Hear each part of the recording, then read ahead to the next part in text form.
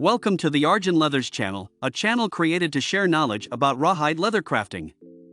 Today, following the guide, we are going to learn how to make the braid of 6. As you can see, today we have a variation in this braid, which is this rope. This rope is used as the center of our braid. It is also called sole. What it does is give an extra resistance to our braid and at the same time give it a very round shape. Since this braid of 6 is a round braid, I use it a lot to make ties. It is quite easy, very resistant, and it is also very beautiful. This rope is used for all round braids, for the ones we learned and the ones we are going to learn. It is simply an extra reinforcement and it is totally optional. The braid can be made without the rope, only that it will give us an extra resistance. The technique to make it with or without rope is exactly the same, nothing changes. So let's get down to work and I'll explain. To start, we start with the 2 in the middle and we do the one on the left over the one on the right. Then we do the one on the right over 1. Now we go to the left and we do under 1 over 1. We go to the right and we do under 1 over 1. And the one on the left does over 1 under 1 over 1. This is how our braid would be started. It is always convenient that the rope is tight, so it is convenient to tie it somewhere or something so that it is tight. Then it allows us to braid over it in an orderly and neat way. Well, we already have our beginning armed, now we are going to start working with the one on the right. What it does is go under the whole braid in this way. Leaving one out, it turns and does over 1 under 1.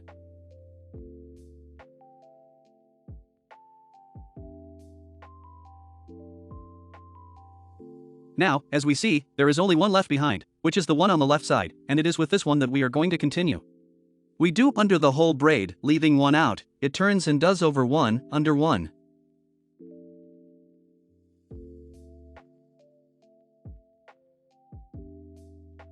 And so it will be all our passes.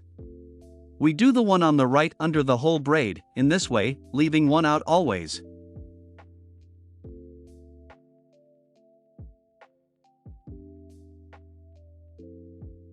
Over 1 under 1.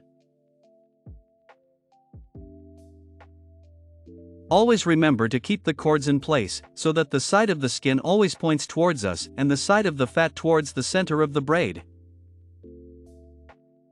As long as we have it that way, we will know that the braid is well, that we are in order. To tie it, we pull one cord at a time in this way.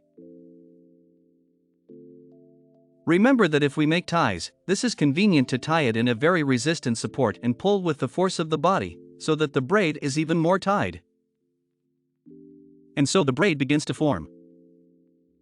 Well, we continue, now we go with the one on the right, with the one on the left.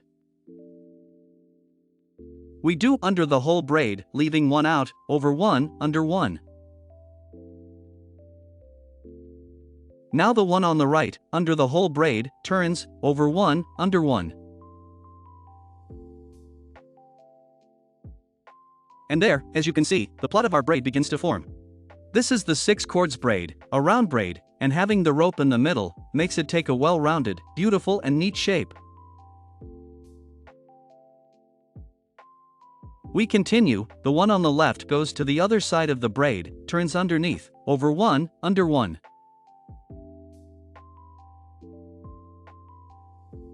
A guideline to take into account, to know which cord we should work with, is to always look at the one that is behind and the one that is above.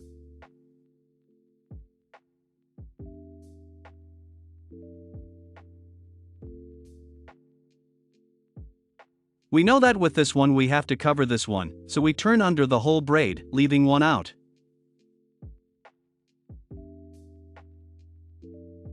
We turn over the one that had to be covered, as I said before, over 1 under 1. As you can see, it is quite easy, it is fast and a very nice braid. I use this braid a lot to make the ties. I always put a sole or a rope inside, so that it has more strength and resistance, and can hold when we catch an animal.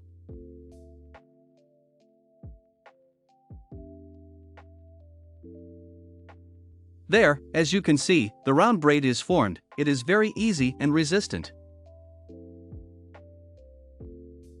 I will explain once again the last one, so that you can understand, and then it will be up to you how to do it. We do the one on the left under the whole braid, in this way, turns, over one and under one.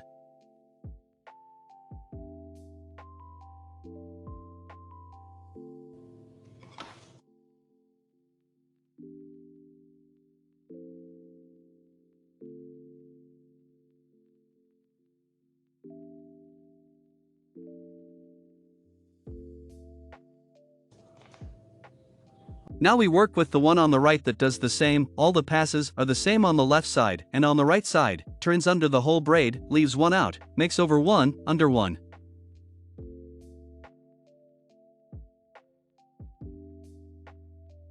To pull, we always pull from one down and to the side, with a firm force.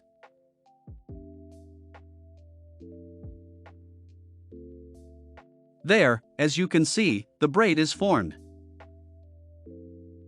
Always remember that it is convenient to have the cords very wet, so that when we pull, they are fastened and molded well to the rope and give a more round shape to our braid.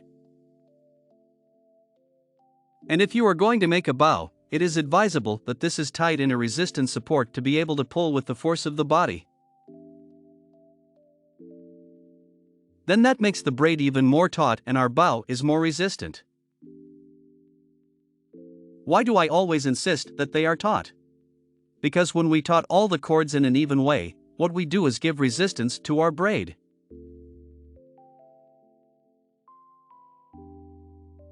So when our bow captures an animal, all the cords work together at the same time, then that gives an extraordinary resistance. Because if we pull one more cord and another less, it will be more forceful to one than to the other and it will probably cut us. By having the braid well taut, what we do is that everyone works the same and give it a very, very strong resistance. That is why it is always advisable to moisten our cords to braid them. Well, I'm going to do the last one and I'm going to cut the video so that you can practice it at home and any questions in the comments.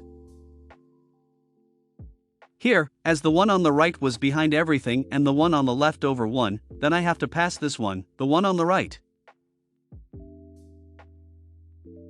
I do below the whole braid, over one, which was the one that was above, and under one.